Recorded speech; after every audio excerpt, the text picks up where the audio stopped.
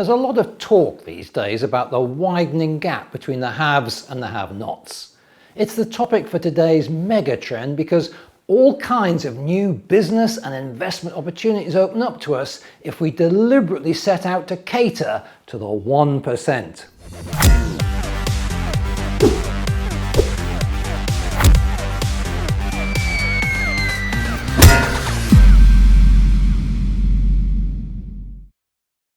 Allegedly, a journalist asked American Kruk Willie Sutton why he kept on robbing banks.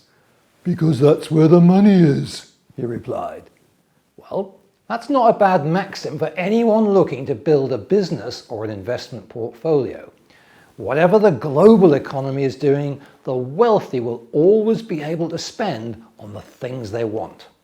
It's a much more certain route to success than going after the other end of the market. The business graveyard is littered with the corpses of those who tried to be the lowest cost provider.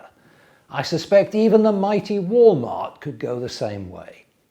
You don't see Rolls-Royce or Rolex having to run 50% off sales, do you?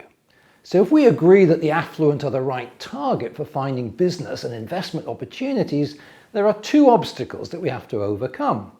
First, we have to come up with something they want. And then we have to find a way of getting it in front of them. Don't underestimate the scale of both challenges. Wealthy people already have everything they need. In many cases, they also have everything they want.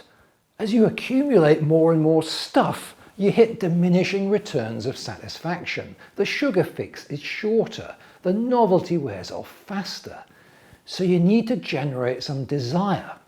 One successful strategy is to create some exclusivity, either of ownership or experience. Think about the deliberately small production run of supercars like Ferrari or the Porsche 918. A 7-figure price tag, the entire production sold out before the first car's made. Celebrity chef Gordon Ramsay already owns one Ferrari. He was offered first dibs on a new short production run model and put down a chunky deposit. His reward? A lacquered wooden box containing the key to the new car to be used when he's invited to the Maranello factory to take delivery. So he gets the cachet of showing the key to his mates and a few million Top Gear viewers, as well as the rare experience of a factory tour to collect his new toy. Making life more convenient for them is another winner. At one level, Disney does this with its jump the queue passes, which cost hundreds of dollars but make your experience so much better than the plebs standing in line. At another level is private jet travel.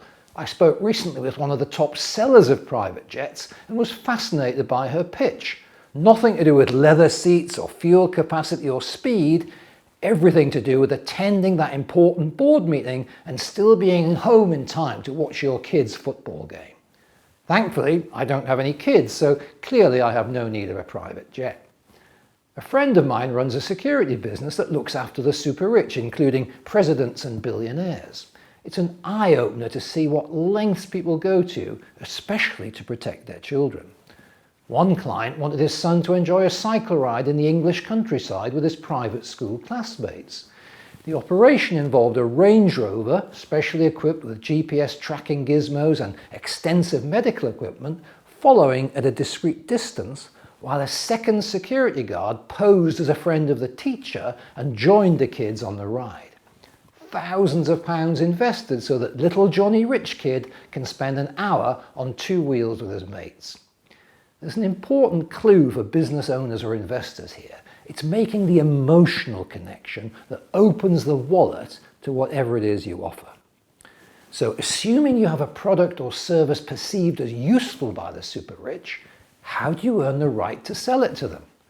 They tend to be a very insular crowd, fed up with being pitched for money by everyone they come across. Never sure who they can trust, they tend to rely on personal recommendation from their peer group. Perversely, that behaviour is exactly why so many of them were taken in by Bernie Madoff.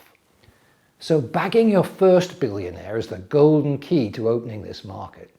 Who can you partner with who already has a presence in the market? Can you get yourself invited to a charity event where you can donate a unique experience they'll bid for? If you have a big budget, you could advertise in places like the Rob Report or the Financial Times glossy magazine How to Spend It, or even publications that only appear on private jets. As a business owner, it's worth a significant upfront investment to gain a foothold in this market. As an investor, look for companies who already have that presence, but also have a track record of finding new ways to keep the attention of their wealthy clients so that the cash register keeps on ringing. Even the biggest brands took a pasting when the Chinese government cracked down on gifts that were lavish enough to count as corruption, so you can still be hit by a curveball even in this market. But give me a choice between a wealthy niche and the mass market, and I'd aim for the high end every single time. Thanks for watching. Is it any surprise that animals are filling the love gap and becoming as important as friends and family in people's lives? The question is, how can you exploit this trend in your business and/or your investment portfolio?